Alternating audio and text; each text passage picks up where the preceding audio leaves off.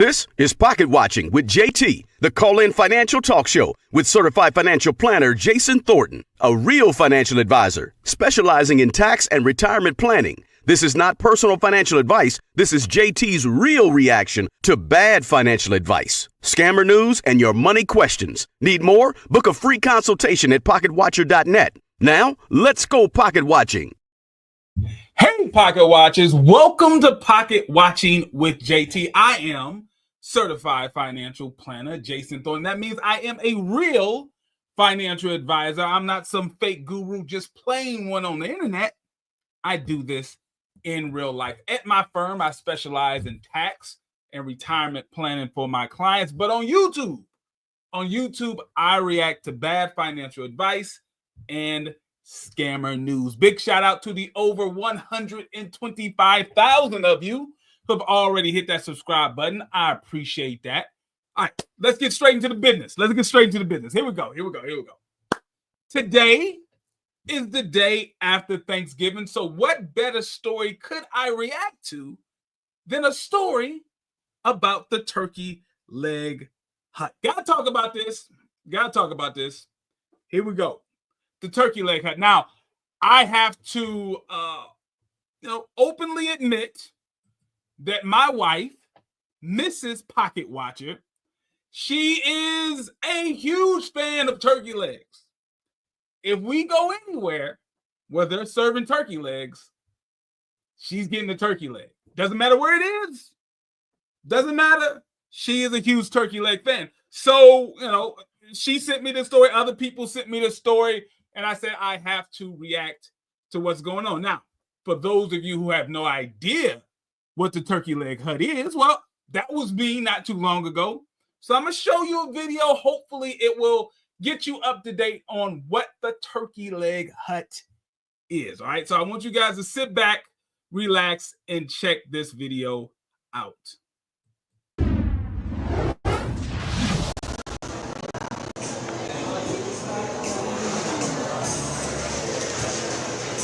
I'm very hands-on about certain things, and they know it. And I look at cleanness, I look at this, tents, look at everything. I don't play around there. I run a tight ship, tight ship. On any given day, Lynn and Nakia Price perch on their spot in Houston's 3rd Ward. From their roost, Lynn's eagle eyes scan across a field of tables and tents known as the Turkey Leg Hut. Now, you're probably used to eating, or at least seeing people eat, turkey legs at fairs and carnivals. But this isn't all fun and games to the Prices. They've turned turkey legs into serious business.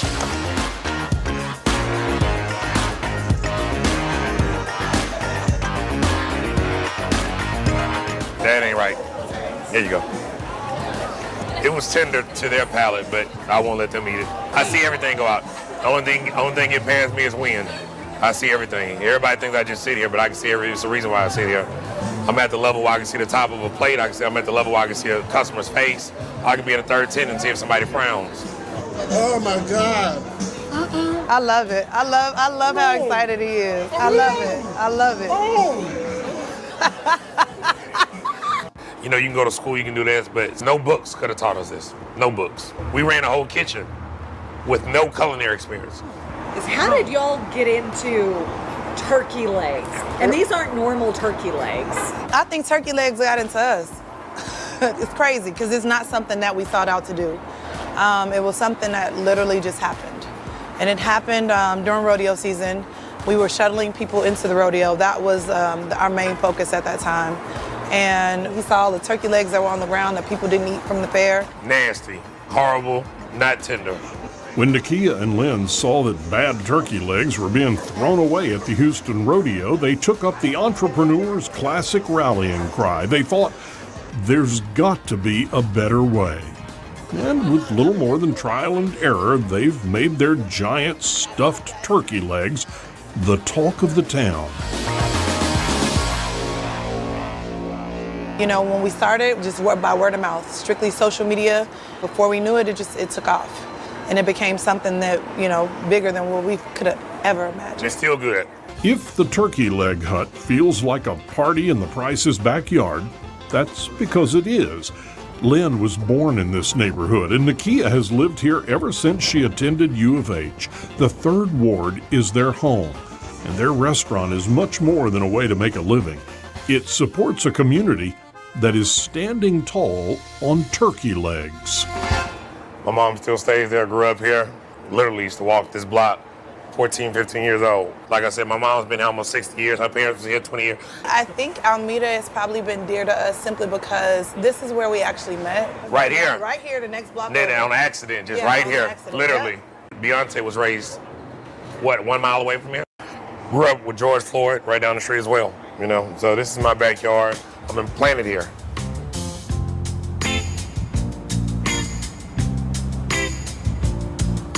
It's a responsibility, and it's not something that you take lightly, simply because you have so many people dependent on you. So if we employ 175, and that's just with the restaurant, that's not including the food truck, so then imagine how many people are an extension of their family, how they're feeding their family based off of something that we've created. And it goes deeper. So you have their family, their children, their parents. Then we can see like, wow. High tide moves all boats. I don't give a damn how big the boat is. High tide moves all boats. It's about giving back and, having the opportunity to be a blessing to others and make other people smile. This is not something that we sought out to do. And so I just wonder, like, the favor that God has for us. I'm emotional because it's like, wow, all these people are here lining up to eat something that we've created. Yeah. Like, that's amazing.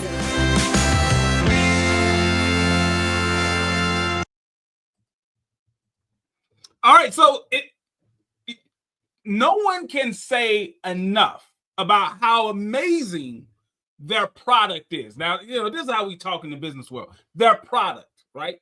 The actual food, the experience that the business is providing, that's their product. Great product. You watch that video, hands down, they have a great product. But when I watched that video, the first time I watched that video, I had 3 main points, right? Got it right here. I got 3 main points that I took down when I watched that video. Point number 1, once again, they have a great product, right? When you have a business, you need to have some good product or service that you are providing your customers. That's number 1. But the problem is my 2 other points. Point number 1 is great. They have a great product. Seems as if they have a great understanding of the presentation of that product, the delivery of that product. That is great. But it's the other 2 points that they get a bad grade on. And let me explain why. Point number 2 is this. In that video, they talked about how no book could have taught them this, right? No book can teach them their success. Let me slightly correct what they're saying there, okay? Now, I have many clients who are small business owners, and very, very few of those successful small business owner clients went to school for business, right? A lot of people make this statement, and I agree with it. If going to business school is some sort of guarantee that you're going to be successful in business, the teachers wouldn't be there, right? They would probably be running a successful business, right? If going to business school or learning the basics of business administration or whatever, if that was some guarantee of business success, you would see way more successful businesses. And I agree with that. But here's the problem. The problem is this. Having a great product or service is only half of the work. The stuff that you learn in business school is not necessarily how to have a great product or service. What you learn when you take business classes, you learn the unsexy side of business, okay? Contrary to popular belief, business and running a business is not 100% sexy, okay? There are many boring parts of business that are necessary, right? Let me name off a few, right? There's bookkeeping. Bookkeeping is very boring. Very few businesses make money bookkeeping. The only businesses that make money when they do the books are bookkeeping services. All right, just follow me here. So bookkeeping for 99% of businesses, right?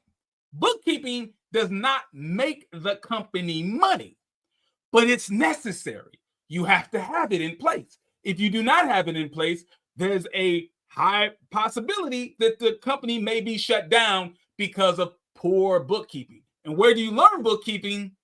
You most likely learn bookkeeping in a book. So when I hear people kind of talk about you can't learn this in a book, well, it depends on what you're talking about. If you're talking about how to be a successful business person, you're not really going to learn that in a book, but you're going to learn the unsexy side of business. Here's another unsexy side of business: taxes. And when I say taxes, I'm not just talking about income tax. When you become a business owner and you have employees, there's more than just income tax. There's Social Security tax. There's Medicare tax, right? There's unemployment tax that you have. There's so many other things that you have to worry about. You learn those things in a book, or you hire someone who learned it in a book. So that was a red flag. When he said, we couldn't learn this in a book, it made me say, well, yeah, but there's a lot of other stuff that you should have learned in a book, or you hire someone who learned it in a book so that they can help you. So that was a red flag. The third thing that was kind of alarming is that they said, we ran a whole kitchen with no culinary experience. That's what they said in the video. We ran a whole kitchen with no culinary experience. Once again, it's a red flag.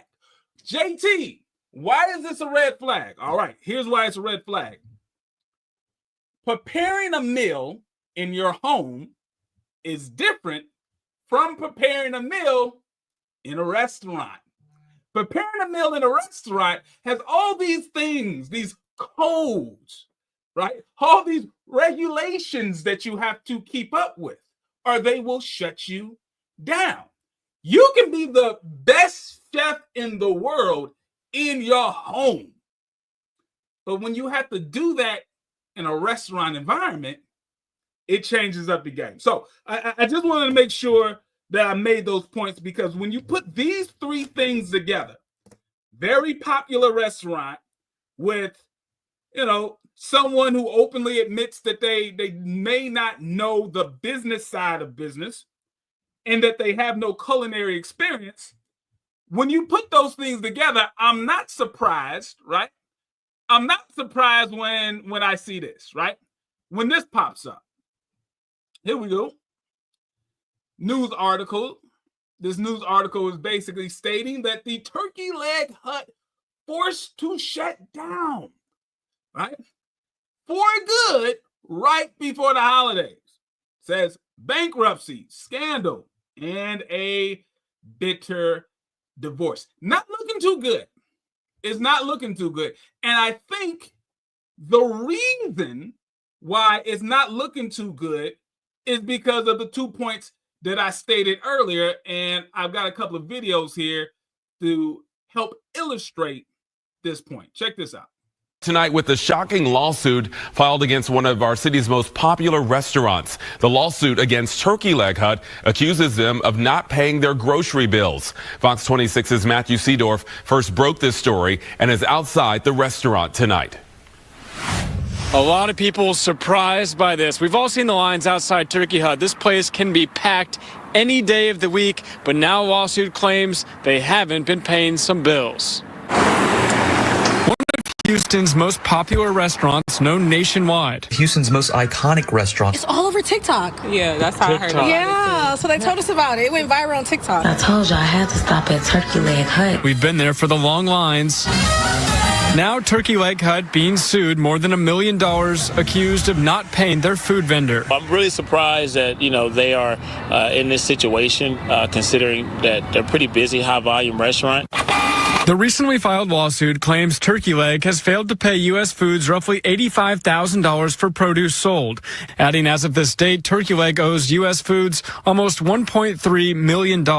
Obviously, there was an agreement signed with the restaurant and that actual distributor. It will make it difficult for him to outsource any other vendor in the city. That's a lot. Yeah. So I'm not saying it's a false claim, but it is far-fetched. Customers here from Houston and beyond learning about the allegations. I really hope they get it figured out. Yeah, me too. It's a really good business from the little short stay that we had. The food was really good. I don't believe it. Always rumor, this one said that, she said that, he said that. I don't really believe it. I bet you my paycheck. You? I bet my Social Security check. Cynthia Russell and Haiti Burnett have lived near Turkey Leg Hut for about 50 years. You're not surprised? Why not? Because these are black owners. And this neighborhood used to just be for blacks. Yeah. So, if they could make it hard for you, they would. We're Fox 26. We tried speaking with someone from Turkey Leg Hut about the lawsuit. $1.3 million. That's a lot of money. Well, there's no one here right now that can talk, so I'm sorry. A co-owner for the restaurant responding to our Fox 26 web story with this Instagram post, saying, check the track record and we have paid taxes, etc. on time. U.S. Foods owed us money for advertising, etc. on trucks, Instagram, and all. It's always three sides to a story, and their side ain't the truth. We also received a statement tonight from U.S. Foods saying that they don't comment on litigations. Reporting on the South Side, Matthew Seedorf, Fox 26 News. All right, so that's the business side of business, right? The boring stuff, the making sure that bills get paid on time type of stuff. So that's one side of it. Here's the other side that we kind of talked about. Check this part out. This evening, a new development in the ongoing Turkey Leg Hut saga. As we first reported on Friday, Houston's health department shut down the restaurant for some 36 violations. Now, a court-appointed trustee has filed a motion that could shut down the restaurant permanently. Sherman Chow has been looking into this story for weeks and joins us now in the newsroom with more. Sherman? Yeah, Mia and Len, we first got the tip about the health department Friday, and that they confirmed to us 35 violations, some of which were a imminent threat to public health. Now, we reached out again to the health department today to... Hold on. I'm going to rewind that part because maybe a few people might have missed that, right? I think that was kind of important. I want to make sure you understand what this woman just said. They confirmed to us 35 violations, some of which were a imminent threat to public health. Now, we reached out again to the health department today to see if inspectors have been back out. No reply yet. Now, Turkey Leg Hut is normally closed on Monday, so there was no activity there today. We have obtained a copy of restaurant owner Nakia Holmes' Chapter 11 bankruptcy petition, where she estimates that the business's assets are at about $50,000. That was back in March. Chapter 11 would allow the business to continue under the management of a trustee. But because of the health department violations and other issues, today the court-appointed trustee filed a motion to change proceedings to Chapter 7, which would liquidate the business. We took all that to our KHOU 11 legal expert this afternoon. If the judge agrees with this, there is no more Turkey Leg Hut. Correct. I think this business is probably going to see the end of its days as of this filing. It's unlikely the judge would not grant it, given the allegations that are being set out in this request. A big issue, concerns with the pit room where all the turkey legs are smoked and, quote, without it, the restaurant cannot operate. Chapter 7 means that the business is shut down and all of its assets are sold to pay off creditors. According to our legal expert, typically bankruptcy court judges follow the advice of the trustee they appoint. All parties have 21 days to respond to today's filing. After that, the judge can rule. We will be staying on top of it. Len and Mia, back to you. Sherman Chow detailing it all for us. Thank you. All right. So you see that, right? I think when I did my notes, I was able to point out where the real problems were. The problem wasn't with the turkey leg itself. The problem was with the administration of the business needs of the company, the boring paperwork stuff, and the fact that they said that they had no culinary experience. Surprise, surprise, they had 30 plus violations when it came to the kitchen, right? That normally happens. But this next video, I want to prep you guys on something. This next video is a young lady who is giving her experience dealing with the owners of the turkey leg hut. But I want to just make sure that you're aware now. Listen, never, ever, once again, never, ever let people borrow money from you. This is coming from a financial advisor. Never let people borrow money from you. You will almost always be disappointed. Never let people borrow money from you. Never co-sign for anything. Do not co-sign for a car. Do not co-sign for someone's home. You will almost always end up disappointed. Don't do it. You would be better off than to co-sign for a friend. You would be better off buying the car yourself and letting your friend borrow the car. It'd be better. Because worst case scenario, if the friend goes crazy and does whatever, you can get the car back. If you co-sign and they run off with the car, they stop making payments, it's still on you. Never let people borrow money. That's all I'm going to say. That's all I'm going to say. But check this out. This has been one of the worst experiences I've ever been in. This has taught me that no matter who, don't trust people with money, but I've been debating on if I should speak about this for a long time because I was like, I don't want to come from a place of being evil and malicious. I just wanted to be informative. So I'm just going to let y'all know, what happened, why did it happen? Shouts out to the lead attorney. The lead attorney is in the building. And yes, co-signing anything is basically an application for bankruptcy. Thank you. Thank you for the co-sign on that. Thank you. I appreciate it. So backstory on me and Nakia, who's the owner of Turkey Leg Hut. She used to be my boss. Before I toured Joe's, before I had my business, I used to work under her, and I worked under her before Turkey Leg Hut was as big as what it is now. So I got to experience going through the process of working with her on hands and her business blowing up and then her turning into this mega millionaire. And it was the most inspirational shit ever. That's one person I was I am so yeah, I worked under her and my business blew up and I turned into a businesswoman and I would always call her for advice for anything. And we would always talk. That was I would consider her one of my friends / mentor / mom / sister. That was our relationship. And I don't know, she's been recently going through legal trouble with her husband and with the restaurant. But anytime, she crossed my mind or anytime I seen anything in the blogs, and one of my close friends, Frankie, they got really cool, I would always check on her. Check on her through him and then check on her through her. I would, hey, are you okay? God has da-da-da-da. I'm always feeling her spirit with shit. So yeah, that was our dynamic. When I came into town, I hung with her, whatever.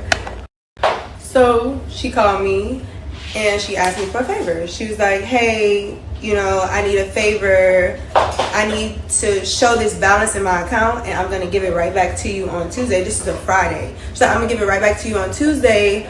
I have to show this balance because basically they're threatening to detain me, but I don't need to spend it. I just need it there because I have money. It's just in this account I don't. And so I'm okay. Red flag. And shouts out to the lead attorney. Listen, if you guys are not subscribed to the lead attorney, I have no idea what you're doing. Go and subscribe to my brother, the lead attorney. Thank you for giving me a shout out and telling him to hit that like button. But back to the story. Listen to what this woman is saying. She is saying that one of the owners of the Turkey Leg Hut hit her up.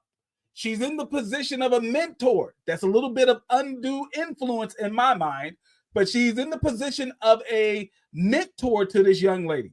And she said that she needs to borrow, get this, borrow money so that she can have it in her account. Red flag, huge red flag. Huge red flag, all right? She needs to borrow money for her account so that someone can look at her account and see that the money is in there. That is a red flag. Who's looking into her account and verifying funds? Could it be a lender, someone who is willing to lend her money, but they want to see what she has in her account?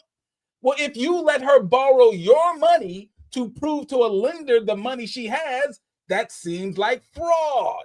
Number one. What if it's the bankruptcy court or whoever who wants to see the money in her account? If she's borrowing the money from you, it seems like fraud. But okay, let's keep it going. She's like, yeah, $75,000. And mind you, like I said, this is a mentor. This was my boss. This is the lady that $75,000.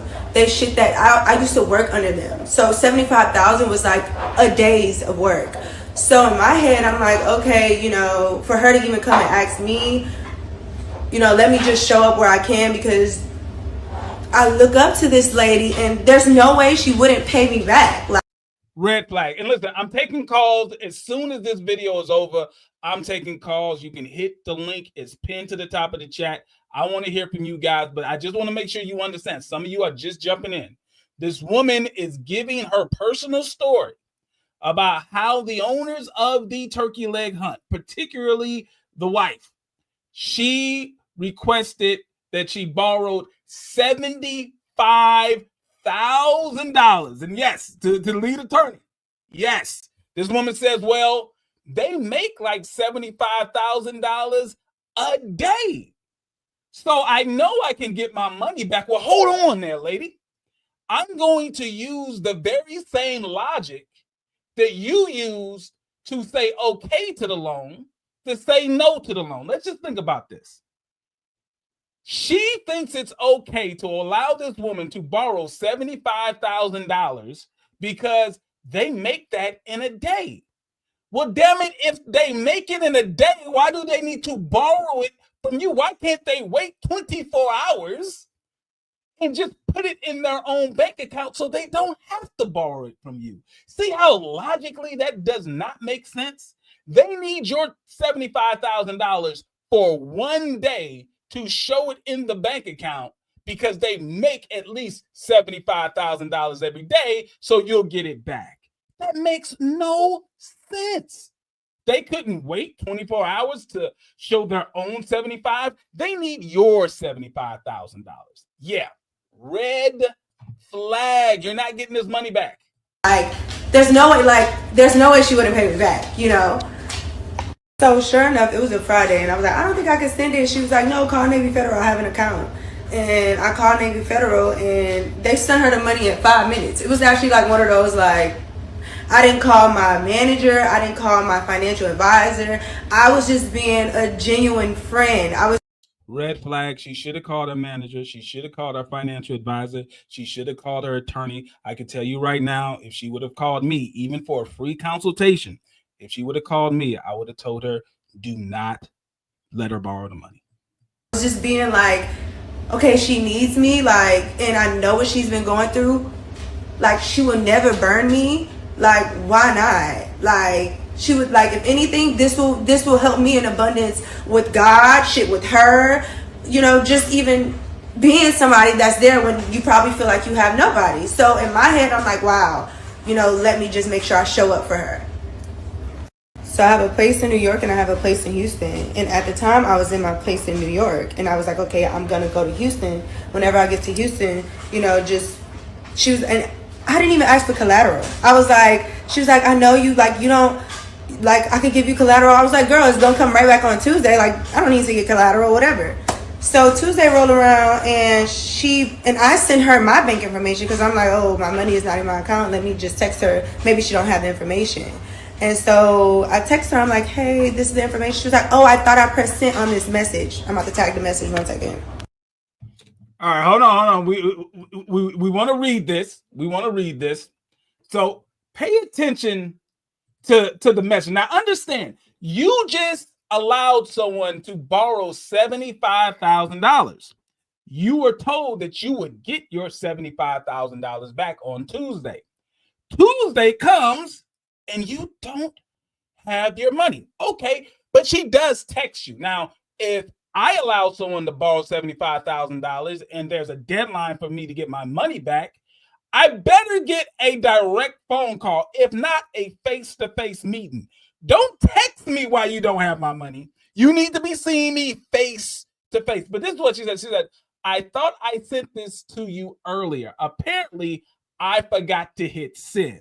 She didn't forget to give you the $75K, but you forgot to press a button on your phone. All right. Thank you again so much for being there when I needed you.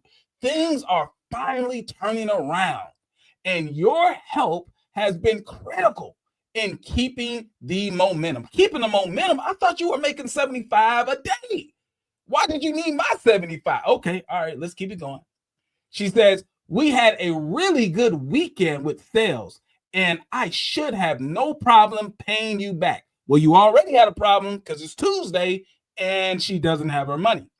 However, I didn't take into consideration the holiday. Oh, of course. And it delayed things a few days with the bank and the POS system. That's point of sale system. Chase, I'm assuming Chase Bank, Chase and Toast, I don't know what Toast is. It might be some sort of POS system, some sort of online banking thing or whatever. But it says Chase and Toast have not been working well together lately. Just for your information. Listen, that little emoji does not put $75,000 back in this woman's hands. I need a face-to-face meeting. But last she says, would you mind if I pay you back this weekend? This weekend? She was supposed to get her money back on Tuesday. Now she's got to wait to the end of the week. All right. In the meantime, I will give you something to hold as collateral. I don't know. Yeah, I don't know. I don't know you don't want it. I know you don't want it, but it would make me feel more comfortable. Well, it would make her feel more comfortable to actually have her money. Okay, that would make her feel way more comfortable. Shouts out to Delta Fox, says, I lent one of my best friends $10K. Lord, it must have been a really good friend. I lent one of my best friends $10,000 so she could win the bid on a foreclosed property. She won the bid, but didn't have to close on it for 65 days, which gave her the time to find $10K. She returned my money after winning the bid. See, that's a success story. That's a success story. But I can tell you right now, that is a 1 in a million situation. 1 in a million. Listen, if I'm in that situation, I'd rather be the person making the bid on the house myself and then rent her the house until she can pay me my money. I couldn't just give her the $10K. I would have been the one bidding on that house. And look who we have in the building. My brother from the other side of the Show Me State, Heavy Gant. Y'all got to go out. Go check out and subscribe to my brother, Heavy Gant. If you like seeing reaction videos to like police cam stuff, one of the best in the game when it comes to reacting to police cam stuff. But he says, I don't have $75K for my damn self. Listen, there's no way in hell. If you put a gun to my head, I'm not going to allow myself to, give you $75,000 on a whim because of just cause. It ain't happening. It ain't happening. Go check out Heavy Gant, man. Listen, I'll be over there. His live streams, I'll be over there. Go check out Heavy Gant. But this is the text message this woman gets back after she let this woman borrow $75,000. If she doesn't have the business sense to know that this is a face-to-face meeting type of thing, not a I'm text you type of thing, red flag. And I'm not gonna lie, y'all, it's taking me so much to speak about this because, number one, I don't really like to post anything negative or anything pertaining to business on, like, especially negative things on my page. And so I've been battling with, like, if I should even say anything. But like I said, when I wanted to say something, I wanted to make sure it came from a place of me being more, like, informative and not, malicious or just being evil toward her or her situation. And I don't know, I just feel like my feelings are hurt. Like I'm very, like I'm more so just like, what? This is unbelievable. This is a lady that I used to work under, that I used to look up to. She saw me grow my business from like the ground up by myself, no investors, and you take from me, and you know that I supply for my family, and you know that I have like, it's just mind-boggling still today, even me talking about it. But anyways, so yeah, she owed me the money. She didn't pay me. You see the message. She's like, hey, I'm gonna wait. So then that time passed, and then another time passed, and then another time passed. And then she gets me on the phone. She basically has me now talking to someone named Carmen, who is like her assistant manager, and she's like washed her hands with it. And she's like posting pictures on vacation. And so I'm texting her like, where's my money? Where's my money? Hey, where's my money? Carmen will handle it. And so they was like, oh, we'll promise you a food truck with a title. We'll promise you an old school with the title. We'll promise you this, and we can cash out all of that. Oh, and I have the recordings for that too. I'll tag those too. And then after that, I'm noticing like I'm not getting nothing in return. She gives me an AP watch, right? So I'm like, okay, I have this AP watch, and the AP is fake. The AP that's been worn, that shit is fake. All right, hold on. Let's pause this and take a look at this. But once again, so many red flags. It's absolutely ridiculous. If this woman says, I'm going to give you a food truck with the title, for what? For me to sell? You want me to hold on to this food truck and then sell the food truck so that I can get money? Why don't you sell the food truck and give me my money? I did not give you a food truck as a loan. I gave you $75,000 as a loan. I want the cash back. Do not give me some old school car or a food truck in return. Why don't you sell that stuff? Why are you giving me a watch? Why don't you sell the watch and give me the money? Red flag. But okay, here we go.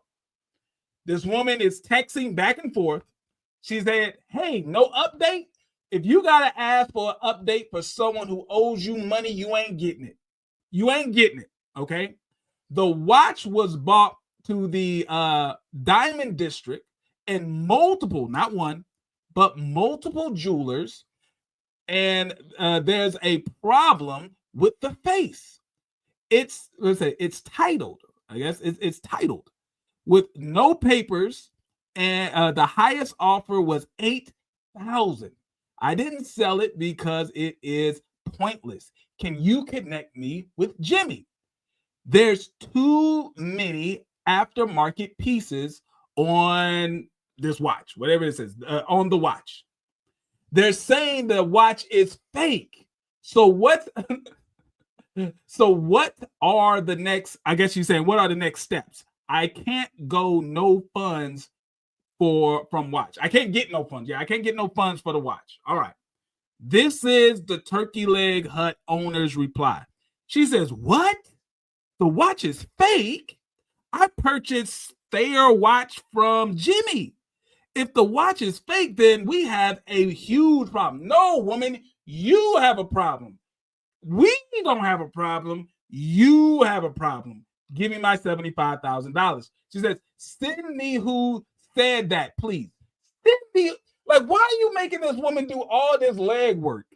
It's your watch. If you know it's real, then go get the money for it. If it happens to be fake, that's your issue. Why are you bringing this woman into your fake watch issue? It says every jeweler in Houston is saying that this watch is fake, basically. Everyone. So this is what the woman is saying while she's dancing around the fact that she owes $75,000.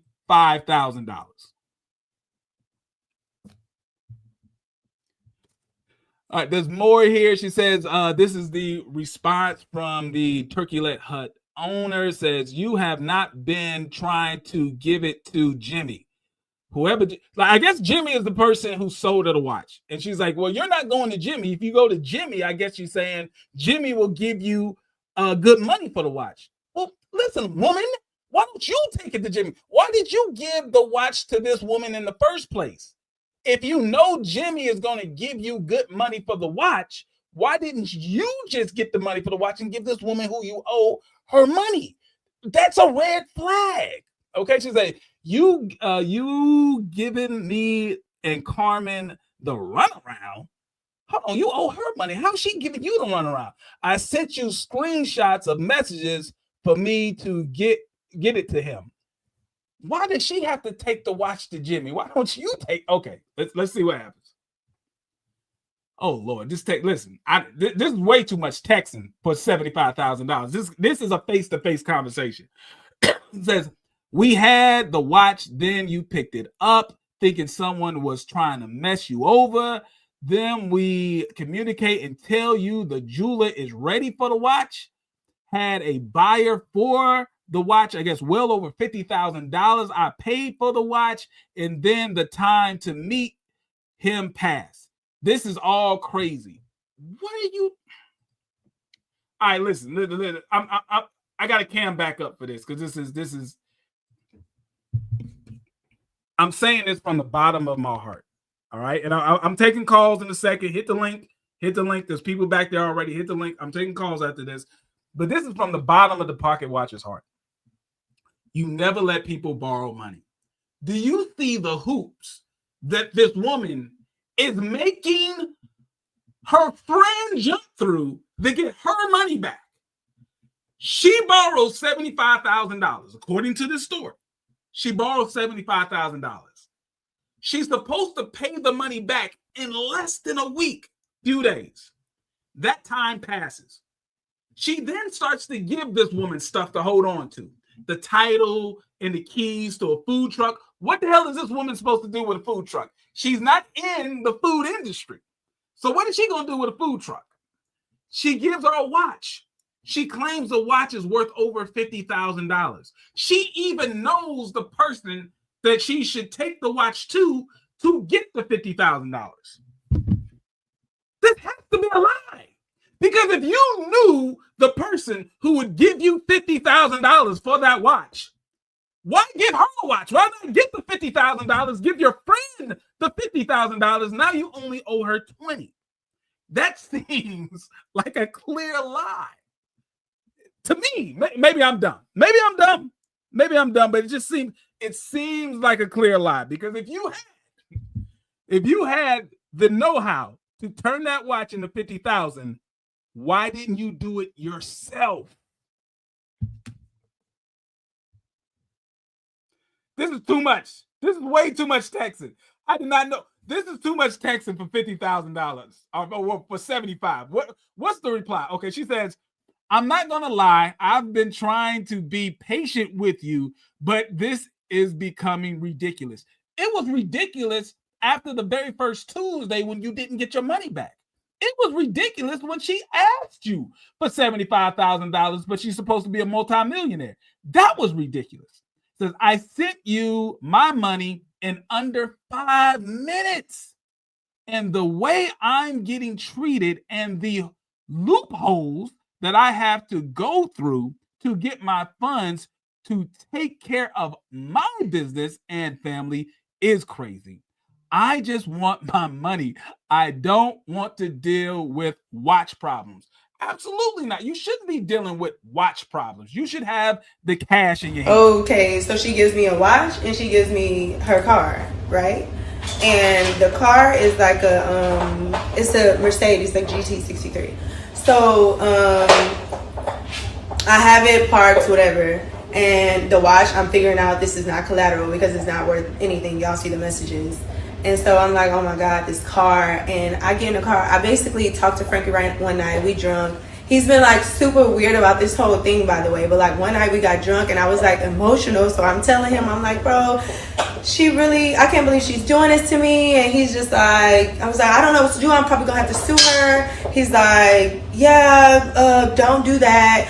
You have her car, you have her watch, her car's paid off. You could go and do that because I'm not gonna lie, like I've been knowing everything this entire time. But before he was saying, I don't know nothing. And that night he was like, I know everything. And all she gonna do if you try to sue her is counter sue you. I was like, counter sue me for what? So backstory on Frankie, like I said earlier, Frankie is my best friend that got cool with Nakia, and so like they're like super tight fit. They're cool. So like anytime throughout these months, that's who I've been expressing myself to because I've been embarrassed. So he's just like, no, like don't do, like she's gonna counter sue you. Don't do it. Her car's paid off. Like going, like I said, she didn't give me a title to the car. She just gave me keys to the car. And he was like, the watch, like you can go sell a watch. The watch, you see, that's not collateral for me. He's like, she's just gonna counter sue you, and she's going through a lot. And this is like, I don't know, somebody had recently just posted that like she owed them money too. It was like James Fortune or somebody like that. And I don't know, mind you, everything, all of the light, all of the dark is coming to the light. And I'm just sitting there like every day I'm like, oh, I'm not gonna get my money. Oh, I'm not. Every time I'm just like, I'm not gonna get it. I might as well just give it up. I'm not gonna get my money. So at this point, I hire a lawyer, and then I'm like, bro, I don't know what to do with this car. Frankie told me this car is paid off. So the last resort, I swear I didn't want to do this. I call her husband. Mind you, I don't know if everybody's following their story, but they're going through like a very nasty divorce. And he's like, I'm on Nakia. Like, I would never call her husband. So, but at this point, she's not answering the phone. She's not answering text. Carmen's not answering. Carmen's like, I'd wash my hands with this. I'm saying, okay, well, I'm going to call Lynn. So I call Lynn and I'm like, hey, like, I don't mean to get you involved, but like, Nakia asked me for money and I gave it to her, and it's been months down the line. She owed me. I don't know what to do. He gets on the phone. So at this point, I'm on the phone with Lynn, and I guess him and Nakia are at odds. So he's telling me everything. He's like, yeah, she's staying somewhere she can't afford it. Like, I'm sending her money every week. And he then sends me a picture inside of the apartment that she said she hasn't seen this man in months. And he's like kicked up, laid like in her apartment. But she's like online saying like, oh, this man is my abuser. So I'm like behind her, army and troop. But he still has like connections and dealings with her. So I'm like, okay, this is becoming weird. And he's like, yeah. I was like, so where's my money? Oh, well, that's my wife. Like, we missed out on mad properties. We missed out on 3 properties because of her. She owes my mom $60,000. So in my head, I'm like, oh, I'm really not gonna get my money. Like, I'm so sick. I'm really not gonna get my money. He's like, yeah, like, I could give you the $75,000, but you're gonna have to pay me back. Huh? Who's gonna pay? All right, let me read this long ass text again. This is ridiculous.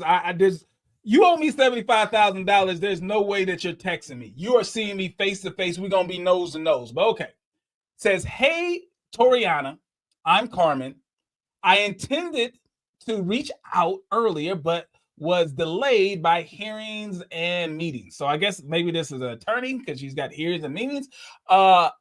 Nakia has approved the sale of one of her food trucks to repay you.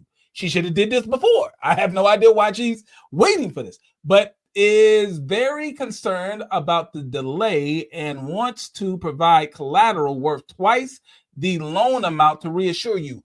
How does that make any sense? Why would she give you collateral worth 2 times the loan? 2 times the loan is $150,000. Why doesn't she simply sell whatever the collateral is and give you your money? That makes no sense. All right. Please let me know if this works for you and if you prefer jewelry or a vehicle. Excuse me. Jewelry or a vehicle. Why don't you just give her the money? All right. Okay. All right. It says, please call. Yeah, of course. Yeah, you should be telling her to call you. This text message BS is ridiculous. Some of this is cut off. I can't see some of it, but it says watch and food truck. I really something her. I do not in any way want to blank over her. Sorry, it's cut off. I can't see it. She's my heart. Something she like Bobby or Peyton. Something I have to do to make this. I will. This is ridiculous. This is ridiculous.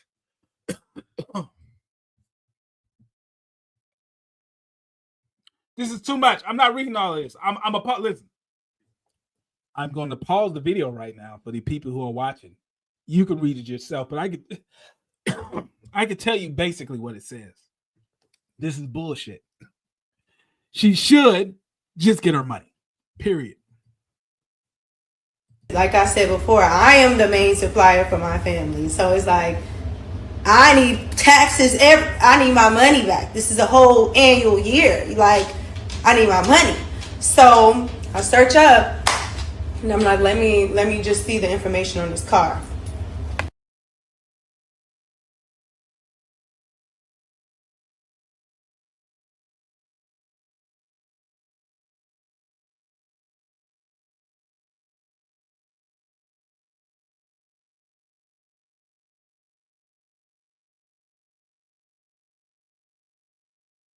A car that does not have a title. So it's not really collateral, but it works, I guess.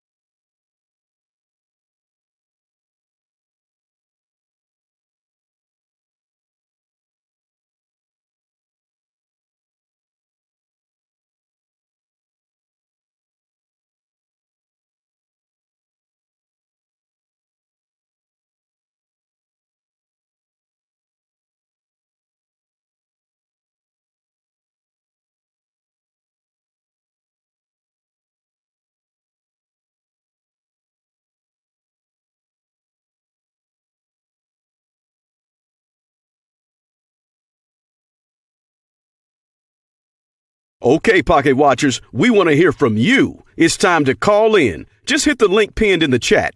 Make sure to turn off or mute the device you're watching with. You can hear the show through your phone when you call in. Be ready when your name is called. This is Pocket Watching with JT.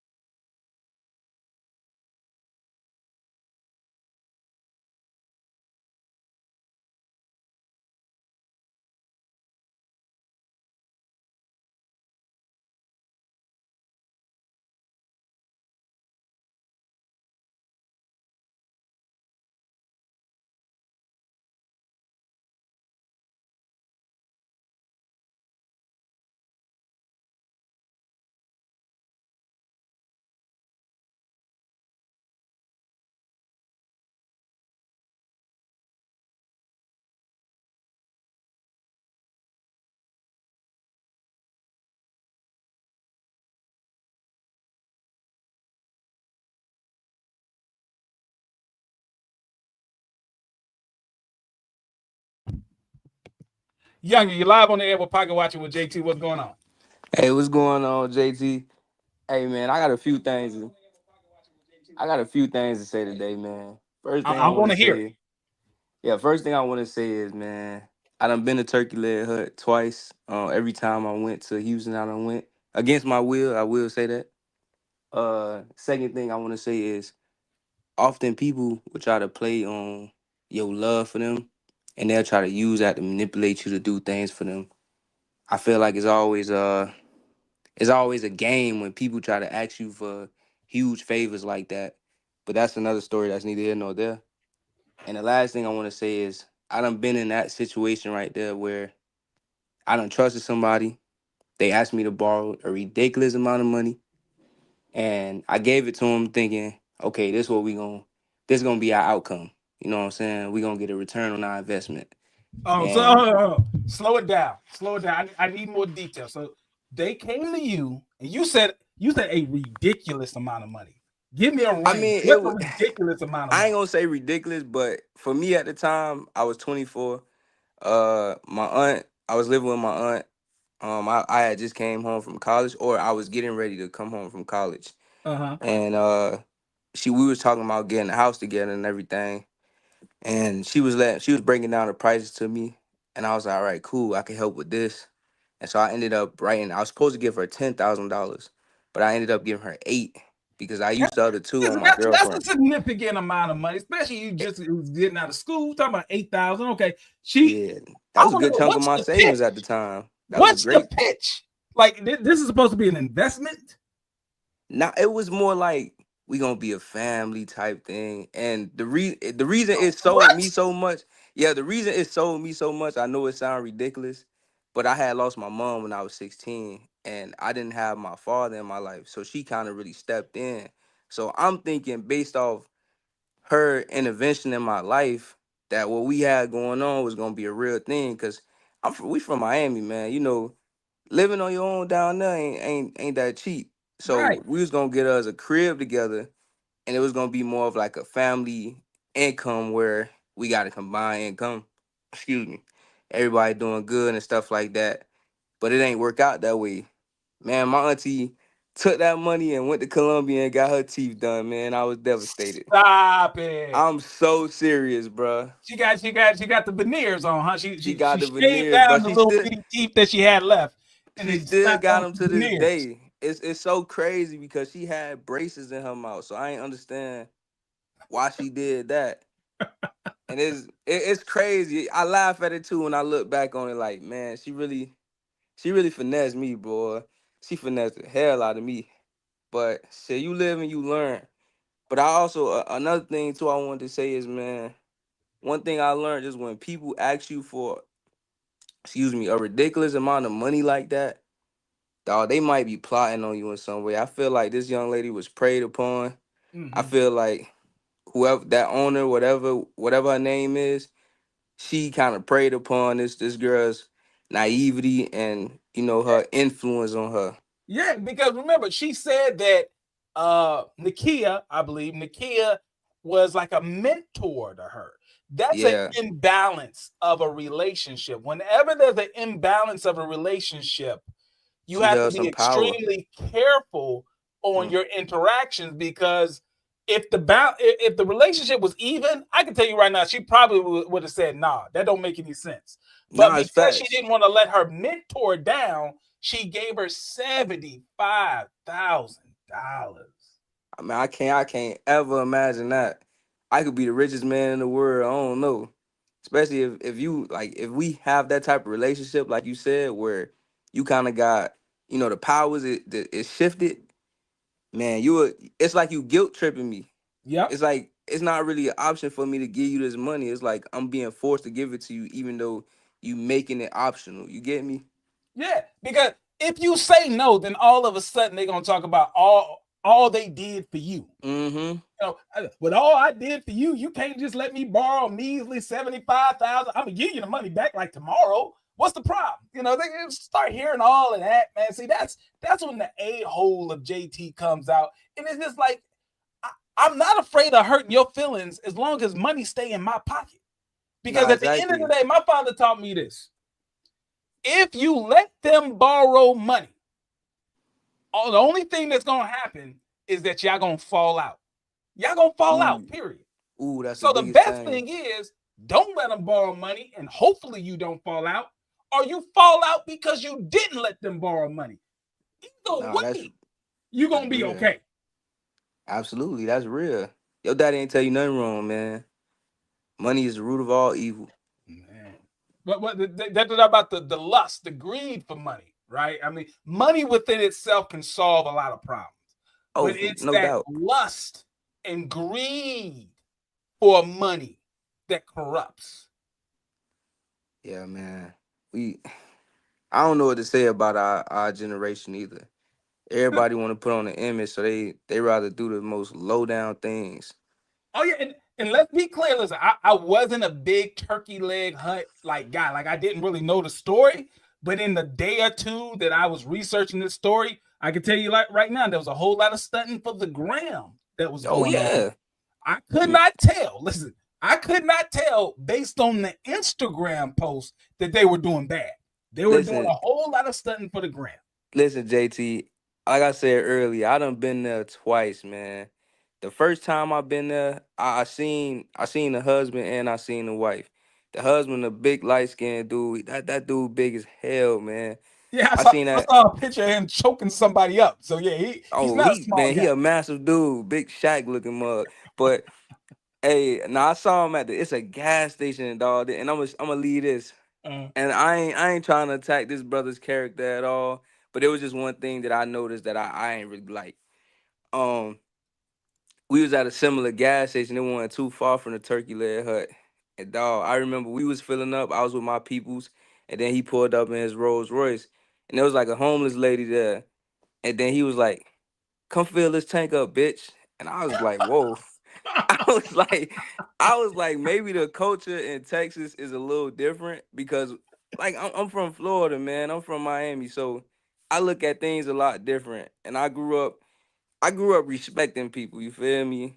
Like even if they were older than me, you get me, or even if they was younger than me, it's Right, always that mutual respect. So I can't just see myself talking to somebody that way. I don't care how much money I get. So he kind of messed me up when he did that. Yeah, that's a little different, you know. You never know. They might have had like a prior relationship where she ran off with some money. It was like, every time I come to this gas station, you better fill up my tank. But whatever, it looks shaky. It looks Yeah, I ain't know. really I ain't know the extent, so I just left it at that. But I was like, that was one of the things that really stood out to me out of that entire trip. Like the fam, we was talking about that the whole time. It was like, damn, that's crazy. All right, younger man, I appreciate you calling in, man. You have a good one, all right? All right, JT, appreciate you. You too, man. Yes, sir. All right, let me bring up Butterfly Brie. You're live on the air with Pocket Watching with JT. What's going on? Hey JT, how are you? Listen, I'm doing good. I figured, it's the day after Thanksgiving. Why not talk turkey? I know, right? I initially heard about them because I heard about like some of the backlash they were getting from people trying to shut them down, or people were creating conflict with them. But what I want to say is I agree with you about not loaning people money. Although I don't have 75,000 to just be throwing around frivolously. Right. I have lost, and another friendship disintegrated over small amounts of money. So my rule now is if you say you need $20 or $30 or I need gas, I'd rather just get you the gas. Or if you need groceries, I'd rather just get you the groceries or a gift card and be done with it. But I always have a threshold for what I'm willing to do, whether it's spending money on an item or going on a vacation or quote unquote loaning somebody money. And it totally depends on the relationship. And I see too many people, and this is way before social media. When you find a way whether you're making passive income or you get an opportunity to make extra money through your professional relationships, do not tell people your business. Do not. I think even the turkey leg hut owners were like reckless too. It's fine to be successful, but we make ourselves a target by telling people too much business. If I find a way to generate money online, like let's say a YouTube channel, and I do well, now if I know somebody who could benefit, I may tell them, hey, try this. This is working for me. But you're not gonna see me all on Instagram and YouTube, and you're not gonna see me on social media talking about, oh, I make all this extra income, because that's just not even wise. And you have to recognize when people see you as only transactional. They don't value you. You are just a transaction. Preach. Everything you just said debunks 99% of these so-called financial influencer Negroes online. Because everything you just said highlights the point of them stunting on the ground, talking about how easy it is to make money. If it's that easy to make money, and you got this surefire system of how to make money, if you're telling everybody how to do it, even if you're selling it in a course, all you're going to do is water down the market. And now you won't be able to make money off of it anymore because there's too much competition. That's not what real businessmen and women do. But borrowing money is probably one of the worst things you can do financially. You're not a bank. Okay, let's start off with that. You're not a bank. And what's going to happen is someone is going to play on your relationship. That ties back to what you said. Your relationship is just transactional. Everything is transactional. You got money, you got an opportunity for somebody. They just look at you as a big ATM machine. And can I say this? It's not just limited to money. Even in a workplace, people will use you. It has happened to me when they didn't see a benefit in me. Oh, you just whatever. But once they saw that I knew certain things or certain people, now you have a vested interest. No, ma'am, and no, sir. I don't play those games. People will how people treat you, or what they get excited about, or what perks up their ears or their interests. It will tell you if you have a transactional relationship. It could be your knowledge. It could be something that you're very good at. It could be a specialized skill set. People, especially post-pandemic, so many relationships are just transactional. And you need to recognize that, because that is a toxic and abusive relationship, and just leave people where they are. No, that's 100% true. Most people do not realize that they're in a transactional relationship until it's too late, until all the money's gone, or until all the love is gone, or until all whatever it is you were providing is now gone. That person will now leave your life. Say once again, I'm gonna tie it back to these fake gurus. Listen, most of these so-called financial experts who popped up during the pandemic, just like Suge Knight said about Diddy a long time ago, they were all in the videos, right? All on the records, dancing. They doing all this stuff. Many of them have fell off the map already. It's about to be 2025. A lot of these so-called day trading experts, crypto experts, all of these guys, most of them fell off the map. Right? Why? Because y'all stopped buying their crap. And because now that y'all, you're not buying their courses, their masterminds, where's all the people who said that they were going to make y'all millionaires because they were going to show you how to rent your car on Turo? Where are those guys at? Listen, I don't see them anymore. You know what? And that's the other thing. People pushing gig economy like gig economy is not going to make you wealthy.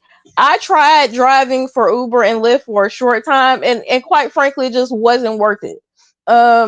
It's not, well, one, I'm a woman and I'm short, so it's not safe, but also it's just we have to look at our time as money, and you have to look at what you're losing while you're out here trying to quote unquote make money.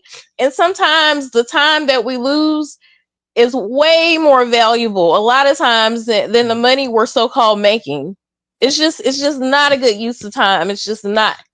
Yeah, and the wear and tear, because I've got clients, like I stress this point. I do this in real life. I have clients who have come to me, and I prepared their tax return, and they were gig economy up. They were gig economy. They had all the apps on their phone.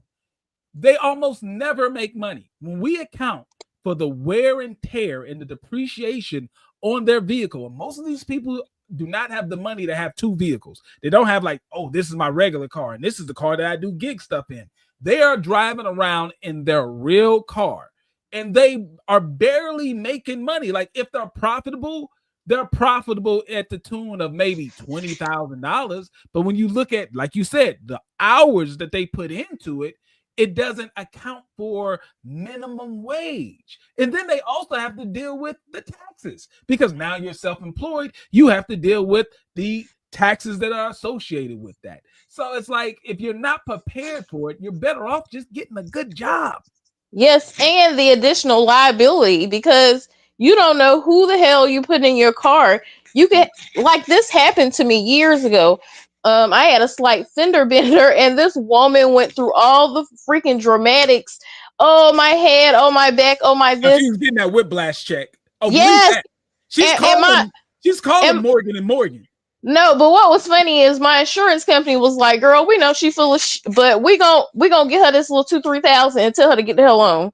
So it wasn't fruitful like she thought it was, but I was like, "But girl, that's gonna come back to you on some kind of way," because she would listen. It wasn't even I wasn't even going 10 miles. I was barely going 10 miles an hour. So there's no sort of way, like physically, it's impossible for you to have whiplash at a little fender bit. Like it's just the physics ain't physicking. She was trying to get that bag. Period. That's what she wanted. But I can't stress to people enough. Recognize when people are looking at you as a transaction or as something that you serve a public utility to them. That's it. And if that's the case, leave it. That's real. You have to have enough strength and courage within yourself to walk away from a relationship. Walk away from it. If it's something that's real, then the person will try to reconnect on something that's real. But if you walk away and there's no problem because they know that they tapped out that resource, it's like a mosquito, right? After the mosquito, suck the blood, they moving on to it, either another spot on your body or to someone else.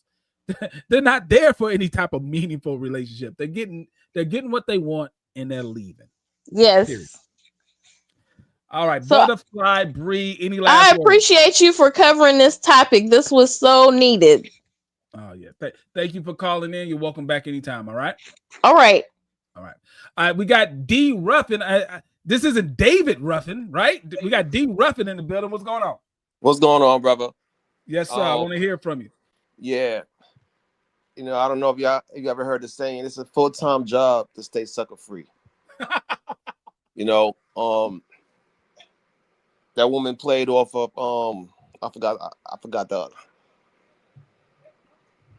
the woman played off of her emotions, and off her prior experiences, and she ran with it. Just hard. What I mean?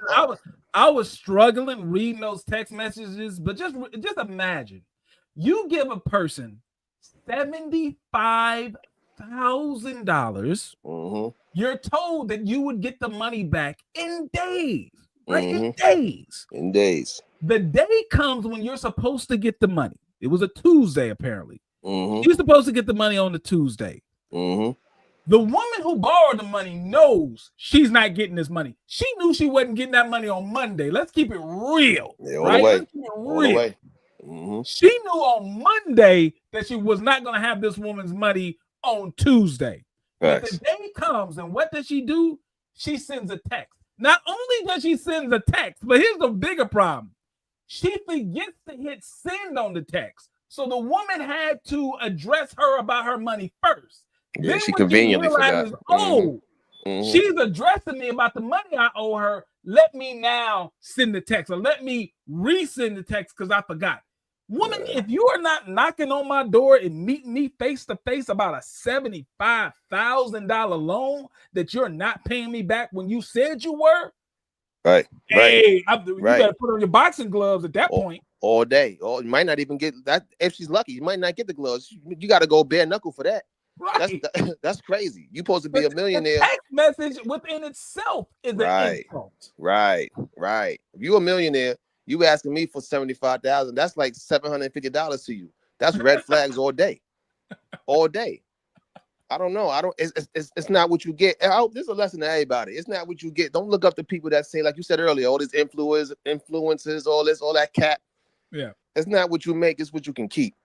Clearly, if you're seeing, what I mean, you seeing all these people fumbling, learn from it. Move away.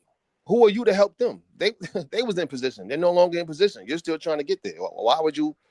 I don't know. It's a full-time job trying to stay sucker free, man. My bad. I just want to come up here and say that. I appreciate you. You know what I mean? That's it, man. Everybody have a blessed night. Crazy. All right, man. You have a good one, man. Thanks, all bro. right, you too. All right. We got Sean in the building. Sean, you are live on the air with Pocket Watching with JT. What's going on? Hey, JT. How you doing this evening, man? Man, I'm losing my mind because honestly, a lot of this stuff, like I didn't watch that full video of the girl, And when I actually watched the full video with y'all live and was reading the text messages, I was getting pissed off. Because there's no way you're going to keep playing me off, giving me watches that turn out to be fake, telling me that you're going to give me a food truck. Why don't you sell this stuff and just give me my money? That's a problem. The bigger problem I felt is like you don't do your friends this way, you know.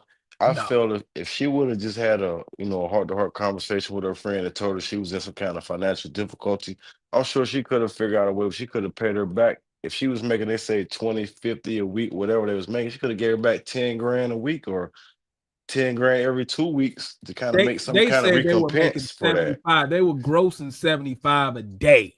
That's sad. So everybody that was pretty much they were feeding family wise. Now all these lives are affected by their mismanagement of the funds.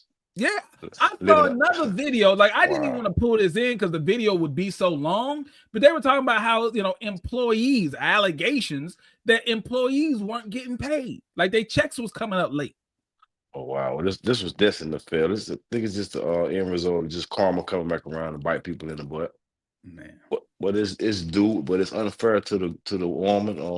I don't know where she's at in proceeding as far as getting her money back, but I hope she. Well, she gonna have to wait in line. Yeah, because they filed for bankruptcy. All the claims. Yep, all the claims gonna come first. The bigger one's gonna get their money first before her claim. Yeah, it's pretty much just a lesson learned, man. But it's sad, man. I know that lady, she gotta feel bad, man. Then you just running from your friend, not talking to her, giving her all these like, what is you doing? Collateral this.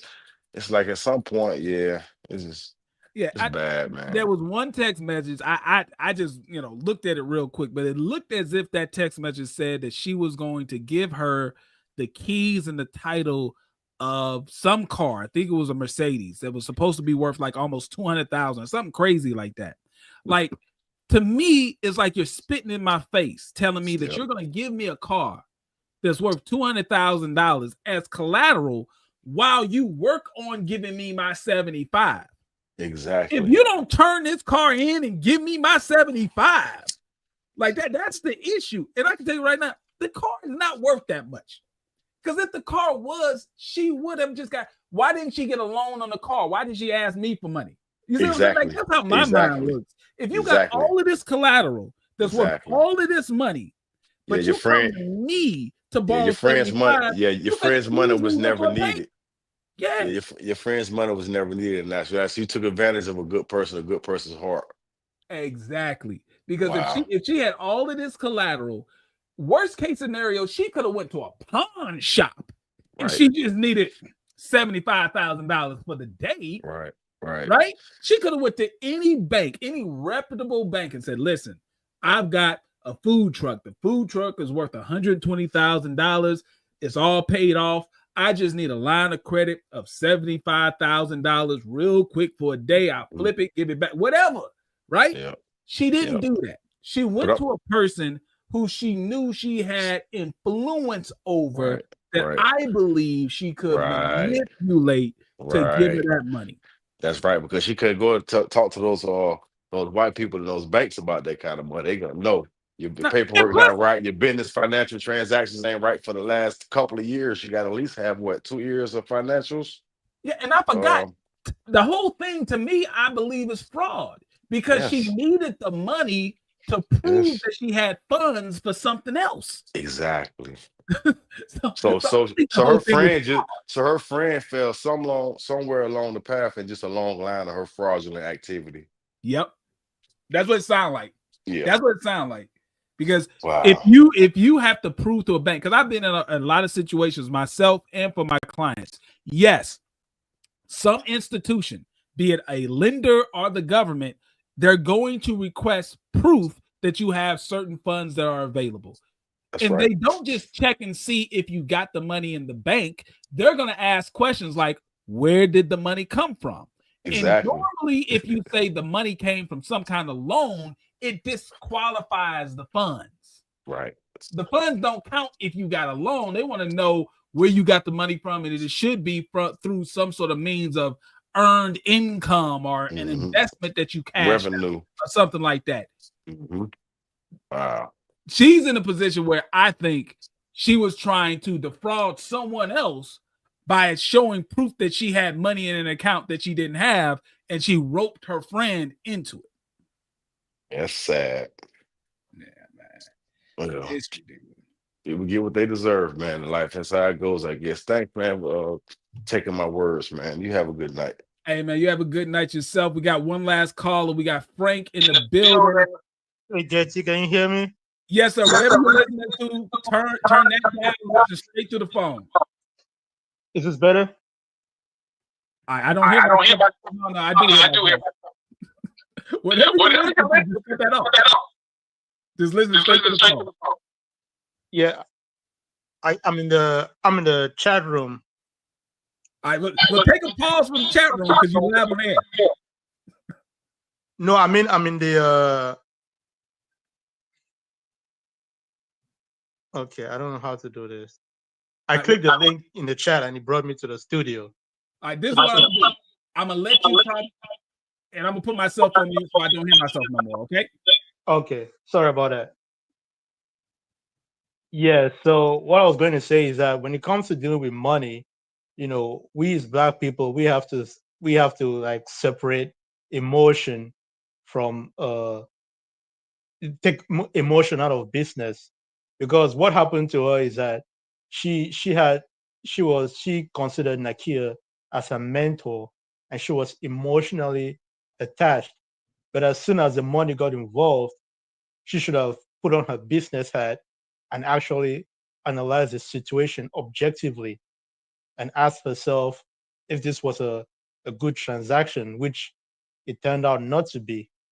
So when it comes to dealing with money, we have to put emotions out of it, because other groups of people, that's exactly what they do. They'll be friends, they'll be family, but when it comes to dealing with money, they stand on business basically. They don't play around with that. You don't get to walk in and you try to use emotions to get over people. I think it was Bernie Madoff. He used exactly that tactic to get over a lot of Jewish people. He pretended that he was making millions of dollars in returns.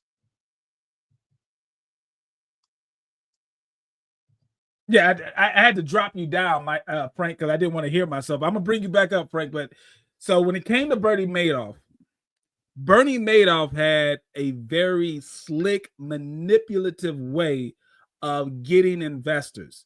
He created scarcity. He created a situation where, in the minds of his potential victims, he didn't need their money. And they were blessed if he would allow them to invest in the fund. But it was a type of affinity fraud because many of his clients were Jewish, and he used his affinity of him being Jewish to let them have their guards down because they wouldn't be as skeptical as someone who was an outsider of their community. And Frank, I'm gonna let you come back up real quick. Try to make sure that the background noise is down. We got 2 new callers that popped in, so I'm gonna let them come on. But Frank, let me bring you on now. Okay, yeah, okay. I understand what you're saying. And another thing that I want to bring up is that I feel like Nakia knew the person that she could do this with, because the truth is that there are some people out here where I'm from Cameroon originally, and if you do that to some people, you will not live a very long life after that. I'll just put it that way. It will be the end of you. It will be the last thing you do. So I feel like Nakia kind of knew the person that she could do this with, because for other people, yeah, this is something that a lot of people would consider worth going to prison for. Like, if you scam them like this, yeah, your life, according to them, is forfeit. So I think that she knew the kind of person to do this with. And that's all I have to say. Thank you for taking my call. Yeah, thank you, Frank. No, it's real talk. Like, I've heard of people losing their life over way less money. Way less money. I'm a fan. I watched the first 48.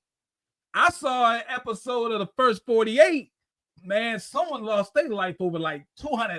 It was like ridiculous. So you talking about $75,000 That's a whole different thing. Let me bring up John. John, you live on air. Yeah, this is your man John here in Charlotte. Can you hear me? Yes, sir. Go right ahead. I hate to say it, man, but I don't feel sorry for people anymore. Am I wrong? Am I wrong, man? Like, this is a guy that I used to work in the mortgage business, and I just seen so much like how people are so gullible, son. Like, I mean, where's the common sense at? Is it your man show? What happened to common sense? Like, I'm gonna tell you, and shouts out to Eli.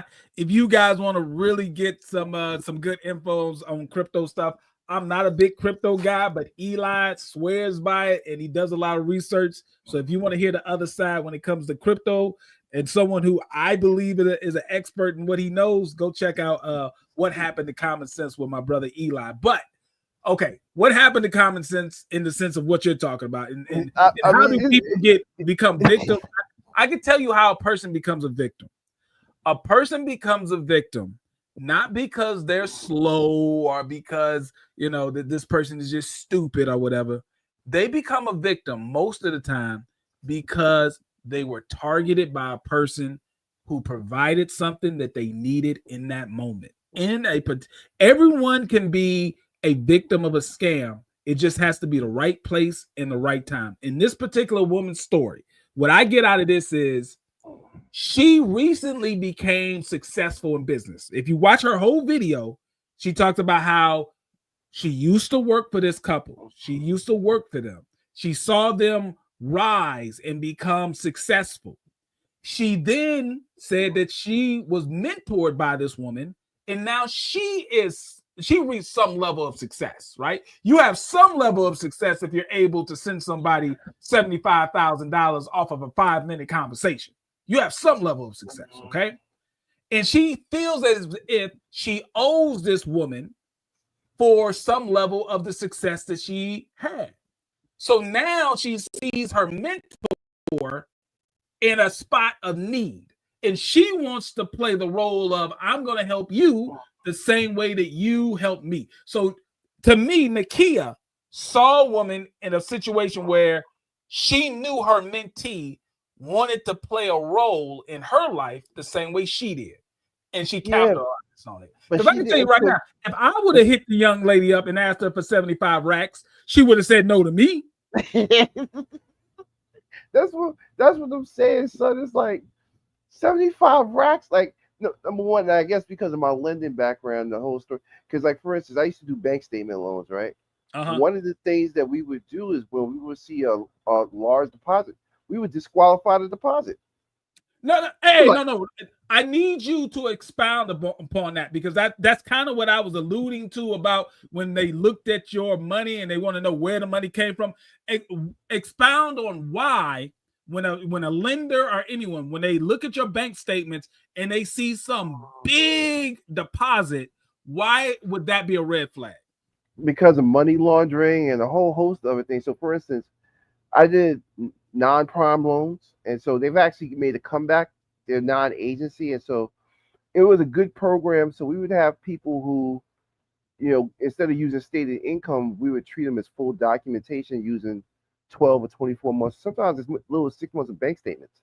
I had a lady, I had a lady that I had did a loan for her and her husband, and they both were in the media business, in the radio business. And then she spun off and got her own company. And because, I helped them get 100% finance, she came back to me again. And she had a really successful company. She had been in business for 2 years. She was depositing like $150,000 a month in her corporate bank statements. So, and she was willing to put down like 30%. So what I was able to do is use like 30% of the corporate and then get her new home. Like, it was like a $600,000 house she's trying to buy. But there were certain deposits that we had to disallow because it was like they were abnormal. Like, because we look at the median and the mean deposits, and they kind of come up with, and the mean is the average, whereas the median is like right in between the high and low, and come up with something we thought was reasonable. And if it was like $40,000 deposit be 99. We ain't fucking with that. You know what I mean? So right, because it's something that you cannot use as an indicator of what could happen in the later months. It's abnormal. It's not something that you can say, oh yeah, you're going to get that 40,000 next month too, or you're going to get that 80,000 next month. No, this is a one-off thing that we kind of got to average out based on our lending policies. Yeah, they're good programs for people who are self-employed that have the cash flow. It's a good program because it'll get you favorable pricing. So instead of taking like a really high rate on a stated income loan, they'll maybe add like a quarter or maybe 50 basis points to your rate, but it's as close as you can get to full documentation without producing a tax return. Now you said something earlier that kind of slipped by me, but it just hit again. Did you say that these stated income loans are popular again? Are banks doing stated income loans again like they were doing before? Yeah, they're doing non-agency, non-QM. So these loans, they're starting to come back, but the credit requirements are different. Like now, you probably have to put down like 20 to 25% with like a 740. You could get. They got the no income, stated, no income but like verified asset. Right. So basically, you're showing. So it's like basically a form of asset dissipation, and so there's a lot of different variations. It's not like I remember back in the day, like mortgages. Like, what are people getting these stated income loans for? The mortgages, typically. There's a lot of stuff that's out there now. Like you can even they don't do as much with collateralized stuff. Like for instance, like there's a company called Car Putty that allows you to get a loan that doesn't report to your current report on just bank statements alone, and they give you like up to a $200,000 line of credit to buy cars. So that's a lot of stuff. It's actually they're pretty prudent. Like they've grown a lot. They're not doing stupid stuff. Like I said, they're going through. They do the bank statement analysis the same way. Like when I was in the mortgage business, we had a whole worksheet that we put in the Excel, and we would do the bank statement and put all the deposits, and it would automatically tell us what deposit we did, what wasn't. But like the stated income and the no income, no asset, they're like lenders that are out there that specialize in this, and you are paying. I'm sure the interest rates are ridiculous, though, right? They're on average about 1.5% to 2% higher, and like I said, you usually got to have like a score in excess of like 700, 720. You have some lenders that'll go down to a 680, 660, then some of them are even liberal on things like a bankruptcy or foreclosure, but it's not like I was the Wild West. Like the lowest credit score I ever did on a loan. It may not be as bad as 08, but that's still not good. I'm gonna tell you the lowest. Good. The lowest credit score I ever got 100% financing on was a 508. That was a full doc. 508 for 100%? That was full doc on a stated income. The highest I was able to get was 95% with a 600. The probability of them defaulting on that loan has to be high. It has to be high.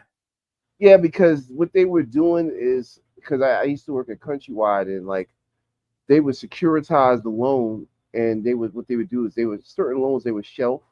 I mean, they didn't put it in the secondary market until it performed, and that's how they're able to get some of the loans, get rid of some of the loans. So they would keep some of the loans that were like higher risk, and then once they performed for like 12 to 24 months, then they would get rid of them so they can avoid they're just passing that on to another idiot who is like playing hot potato. Someone's gonna end up with it, and it's gonna be trash. It's streetcar Molly. Yeah, someone's gonna end up with that trash loan, and when they default on it, you're gonna see some bank go belly up. But there's a little known little nugget for people who are self-employed, who like have been like one of the best programs that people that goes under the radar for mortgages. Freddie Mac has a program. If you've been like, say for instance, say you were like a mechanic, and you were as an employee for like 2-3 years, and then you either buy the business or you start your business, you've been in business for a year, they'll give you up to like 95% with 1 year tax returns. A lot of people don't know that. So you can avoid having it, so you don't have to have the 2 years. What you could do is use your work experience plus the 1 year that you have in the business, and get full doc pricing on it. Hey, listen, I got a lot of clients. Send me an email on that. I want to look at that. All right. Yeah, I'll send you the Freddie Mac lending guide. Yeah. Shoot me an email. I want to check that one out. All right, John, I appreciate you calling in. All right. All right, we got KL and Remy. Let me get y'all up before we leave. KL, you're live on the air. What's going on? Hey, Pastor JT, how you doing? I'm doing good, as good as I can, because I yeah, tell you right now, I'm gonna have to put $75,000. There'd be problems. Yeah, to the point I'm kind of piggyback. I don't know if it's this caller or the caller before that. I'm gonna have to push back because when you say Houston mentor shadiness, I think it's what you call it, liability on both ends, because Houston, I've been down here probably off and on over the last 10 to 15 years. And I've been following you for a minute. And I follow your rule of thumb, especially in the climate of the earn your leisure. It's a certain level of naivete, but just $75,000, that's a lot. Like, I have some bumps in the road where family members, they may loan me money, I pay it back.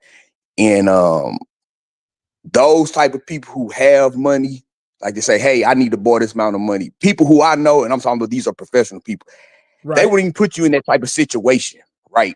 To loan that money. So I think it's some missing information, like I said, because when you say Houston, scammer type things, I think it's guilt on both ends. Just like a couple weeks ago when you had the guy who did the credit repair. It's something about, if you say Houston and Atlanta, there's some guilt on both ends, because it's if it was anywhere else, but then in the climate of earn your leisure, and you think there's something about that story that she left out on her end. Yeah, because it's like you said, 75,000. That's a gamble, and it goes back to what you've been preaching over these years. Is like, in the era of social media, and I just hate to think people are just that naive that, okay, what they look like is optics. Like, I'm 42 and I understand social media, but it's like everything is not for you. Everything you see is not real. So it's kind of like, let me align myself with that person. Hopefully I benefit. It's the same thing when you speak about the people who selling the courses. They're not selling the courses, but they're selling like, well, hey, the entrepreneurship success. In this climate is like, well, let me align myself. I know I'm taking a risk. And just to say, hey, I don't never want to disappoint my mentor. Mentors don't put you in a position. And I tell people, mentorship is not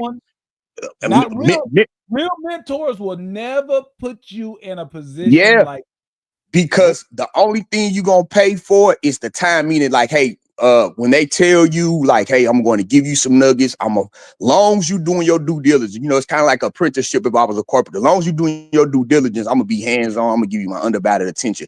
But if you want to go through the school of hard knocks, hey, I'm here for that too.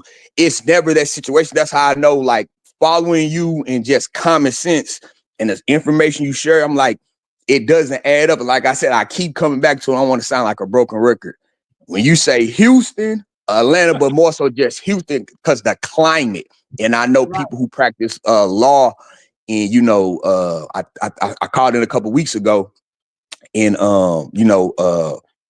it's now white collar crimes is up. It's kind of giving drug dealing a run for its money. So it's people who dibbling, dabbling, and it's kind of like, okay, like I said, I think it's some truth in what the lady's saying, but it's like 75,000. You don't know her. Like I said, I have been in situations, unfortunately, through trial and error and mistakes on my end, where I borrowed money from people and I paid it right back. But even then, some people like, hey man, I don't loan nothing that I can't take a loss. I said, well, I'm a proponent in, hey, I don't want to, I want to honor that loan. But then again, if the roles were reversed, they won't put me in that situation. You don't put up like 75. You know what we could do for, like you always say, okay, if you got 75,000, I think it was another situation with the whole course thing. If you got that, you can go do that stuff yourself. You can go do the due diligence. Yes. And so with that lady, her some of this, she's leaving out some things. And then she said another buzzword. Like I said, when I listened to Pastor JT, she said Navy Federal. It's like, oh, my scammer antennas going up. It's like some is not adding up. Like maybe she got that 75 was a part of a PPP loan. We don't exactly. I got 2 residents. I don't need to know all that. We trying to get the information. And so it's kind of like in the climate of earn your leisure, you know, when you come online, and we know you, me, the listeners, we doing our forensic our forensic analysis. We peeling the layers back. We hearing those buzzwords. It's like it don't add up and it doesn't make sense. It kind of known. I frequent the turkey leg hut during the early part, but just the stuff, because I don't know all the details. So, but just some of their trials and tribulations is something that you'll say, man, hey, if they ask for $75,000, give them $500 because it's just too much going on. And unfortunately, in Houston is ground zero for hey, maybe you the cook at the family get together, but don't mean you need to open up a restaurant. And these restaurants, they like crash and burn. And one thing, these people don't do good business. I'm not speaking of the turkey leg hood. I'm just talking about just this whole phenomenon. This whole phenomenon of these restaurants. And unfortunately, here's another buzzword. Like I said, if it's say Houston or Atlanta, when they say black business, support black business, unfortunately, like me and my girlfriend, we to the point, we say, you know what, we just want to go to a good restaurant. Because when you subscribe to that, in like I said, Houston, Atlanta, these hot spots, there's going to be some type of shenanigans. And you should know, you done shows in the past, you kind of touched on it. If it's like I said, I don't know the details of the Turkey Leg Hut, but that story, it's the same movie, different characters with these restaurants where they not able to sustain. It's a like I said, these are just rumors, but there's a lot of things. It's a lot of moving pieces that goes into that whole turkey leg hut situation. But just even these restaurants here, because people just open up the restaurants, they're not doing their due diligence, and they did have a lot of success. They did have a niche. You know, Turkey Leg Hut was synonymous with Houston, and people want to stand next to them. It's no different when, and I'm gonna land my plane.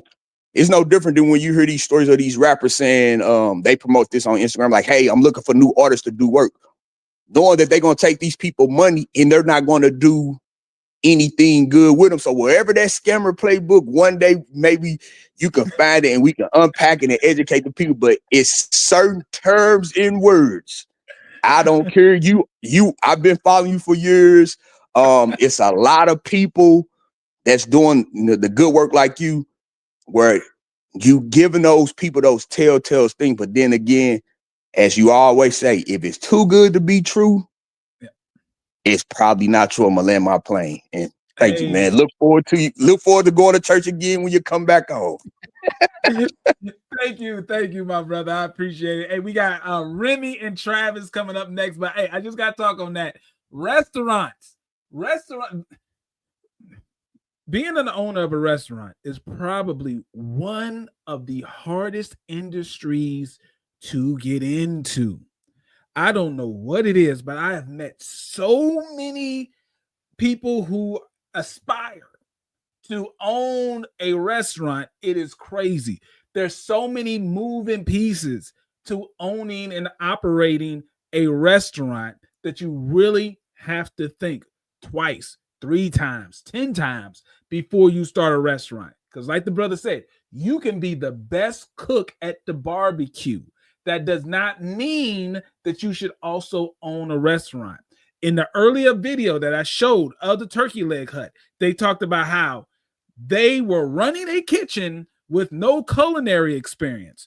That doesn't mean the food will not be good. Clearly their food was good, but there's a reason why they got over 35 violations from the health department, because they had no culinary experience and they were preparing the food in a way that was dangerous to the public because they did not know what they didn't know. And that's going to catch you up every time. Let me bring up Remy. Remy, you're live on air. JT, my brother, how you doing, man? Happy Thanksgiving, happy holidays to everybody in the room. Man, it's kind of hit close to home for me, man. Can you hear me? I just want to make sure y'all can hear me. Yes, sir. Go right ahead. I can hear you. Yeah. Okay, good. This kind of hits home for me, man, because one, as a native Texan, a Houstonian, now an Austinite, I live in Austin now. Turkey Leg Hut is a very respectable business, but it really hits hard home for me because now it's like, can we really trust any online, especially minority business? And not just, I don't want to just target, specifically minorities, but it's like my brother was saying in the last call, those specific buzzwords, the Navy Federals, let's run the play. Let's, why you ain't on this, man, you sleep. Don't let, things pass you, like all that kind of stuff, man. And I really, JT, I would just love it one day, bro, if you could break it down on how we can properly research these businesses, because I feel like that will help us not fall prey. Now, you tell us all the time, hey, I just did a basic Google search. But I feel like if you know exactly what to look for, it can actually be a really good deterrent in order for us to not fall susceptible into these scams, man, and I hate to say it, but, we root for black, man, and then all of a sudden we getting scammed by our own people. We've seen it time and time again, and nobody's really holding us accountable. And I appreciate you, man, for holding up that mantle and being the one that's willing to be petty enough to take up on that responsibility. I mean, I'm gonna put some respect on your name, so I'm just gonna say that, man. But I really would hope maybe you can dedicate a show or dedicate a segment or just even a couple of minutes, man, on how we can properly evaluate, maybe through the Better Business Bureau, look up their DUNS number, look up their EIN information, whatever that actually looks like for us, particularly so we don't fall into the, what you call it, the podcast payola, and we fall susceptible. You know what I mean? Because at the end of the day, what happens, bro? We keep falling for it. Because guess what? We all are listening to the same podcast. We following the same people, and a lot of these people are not legitimate because at the end of the day, we're all aspiring to get to that financial freedom, right? The financial literacy, those trigger words, man. We want to get there. We're aspiring to get there, and guess what happens? We end up getting pushed further back than we want to. But I appreciate, man, and I'm gonna lay my plane there. Thank you for allowing me to speak, bro. Hey, Remy, thank you. And listen, if that's what the people want, that's what the people will get. I will absolutely do a show dedicated to that. But I do have to put this out as a disclaimer. There will always be victims of scammers because scammers appeal to your most basic needs that will allow you to ignore red flags. Okay. So I can give the perfect, just ABC 1, 2, 3. These are the things you need to look for. But the problem about, being able to stop all scammers is this. I normally say there are 3 things that a person will pay for and they will ignore all the red flags because their desire for these 3 things is stronger than their due diligence. One thing is going to be wealth. Okay, and that's normally what I deal with, the financial scammers, because when you have such a strong desire for wealth, you will ignore all the red flags because the scammer is appealing to your desire to be wealthy. And they'll tell you, listen, it doesn't matter if that's the last $10,000 that you have in your bank account. After you give me the $10,000, I'm going to teach you how to make $100,000 a month. So while you're tripping over $10,000, you're missing out on $100,000 a month. And when you are in a bind, right? Let's go back to set it off, right? I'm in a bind, Nate. I'm in a bind. When you're in a bind, you ignore the red flags and you go for where you think the money is. So if someone is appealing to wealth, if you're in the right place in the right time, you're going to fall for that scam. Then there's health. If you're in a situation where you have very bad health, you have some incurable disease, and someone pops up on the internet or wherever, and they say, I have the cure for your disease, even though all the medical doctors that you've gone to tell you there's nothing they can do for you, you're going to say, F it. Let me give it a shot, because modern medical science says that there's no cure. So why not try this other thing? You're going to go for it, right? So wealth, health, and the last one is love. Okay? That's where all of these romance scams and how they get over. When you are a person who is really, really in need of love in a particular time, somebody can creep in your DM or some scammer can run into you, and they're going to drain your bank account because you're so much in need of love. No common sense, no checklist from the pocket watcher is going to help you not get scammed because your lust for that love in that moment is so strong. No one can talk you off the ledge. But trust me, I'll do a show on it, but people are still going to fall for stuff. Last call of the night, we got Travis. Travis, you're live on air. What's going on? Yeah, hey, JT. I was wondering who really benefits out of all this. And I think it's luxury car dealerships, right? Because if all these scammers are taking out loans to buy luxury cars.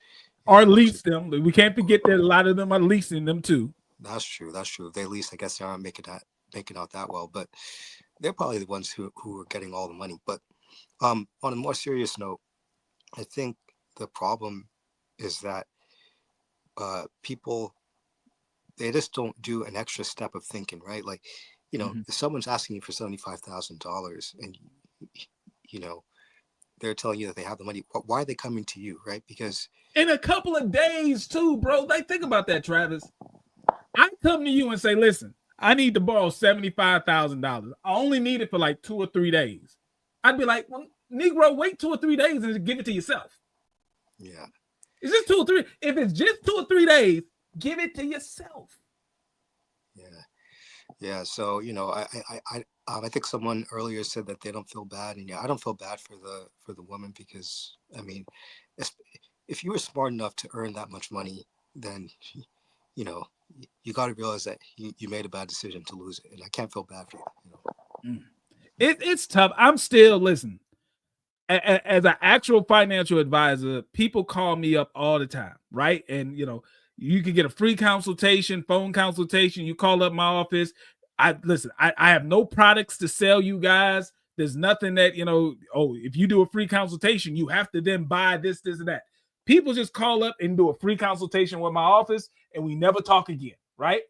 And I hear so many stories of innocent people who are just trying to make ends meet. They're just trying to achieve the American dream that they believe that they should have. And in their journey in trying to achieve that American dream, someone popped up in their life who destroyed all hope of achieving that dream, because now they have thousands of dollars of debt. They're, probably got evicted, the car got repoed, and I try to give them recommendations on what they need to do to, improve their financial situation. I am very tough on people, right? I'm a big believer in tough love, but I still have a place in my pocket watcher heart where I feel bad for these people, because a lot of times they just didn't know any better and they trusted someone who they never should have trusted. And now they're in a situation where they have to file for bankruptcy or they have to move back in with their mother. So it's like, I get it. A lot of this stuff, they should have been able to use common sense. They should have been able to Google a person's name and see that this person has 5 fraud felonies or whatever. Yes, I get that. But at the same time, when you see the realities of a person who is struggling to pay their bills, I still feel sorry for these people, still to this day. Mm-hmm. Yeah, I get that. Thank you very much. I know you got to go. It's late, but thank you for the show. I appreciate it, Travis, man. You come back in at any time. Hey, we got Dre still in the building. Says Houston was bold enough to cheat on live TV during the 2018 baseball playoff series. That's how wild H-Town is with the scamming, man. It's a crazy world.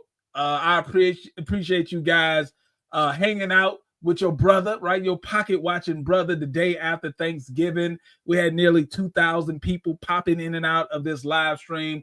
Just want to give another shout out to everyone who gave a super chat. Delta Fox, we have Heavy Gant, listen, if you guys like to watch police cam reaction videos, go and subscribe to Heavy Gant. Dre again, big support over here. Immigrant B1, SA232, thank you. We got Scoop in the building.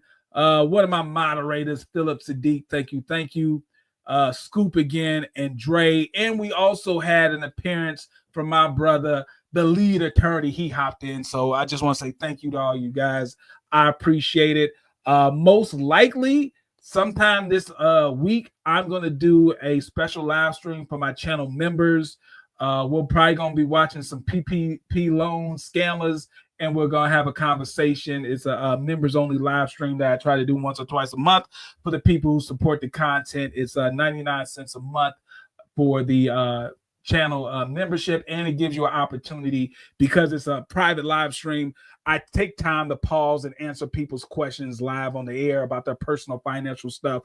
So if you want to join, just hit the link in the description of the video or whatever, and you can become a member of the YouTube channel. And like I said before, I do offer a free consultation for anybody. Doesn't matter who you are, where you are. If you have a financial question or something's going on and you want to hear from someone who's actually certified to give financial advice, I offer a free consultation. So check out this, and I will see you guys next time. Hey, Pocket Watchers, thanks for watching. Go to www.pocketwatcher.net for free financial tips and resources. Take the free personal finance quiz to get a projected budget and more, or enroll in Pocket Watcher Academy for free. Get step-by-step lessons on personal financial planning. Learn how to budget, save, and pay off debt. It's all free at www.pocketwatcher.net. Are you looking for real financial advice? Thornton Financial is here to help. Certified financial planner Jayson Thornton specializes in tax and wealth planning. Are you living paycheck to paycheck with no retirement plan? Do you need help with the IRS? Book your free consultation with Thornton Financial today.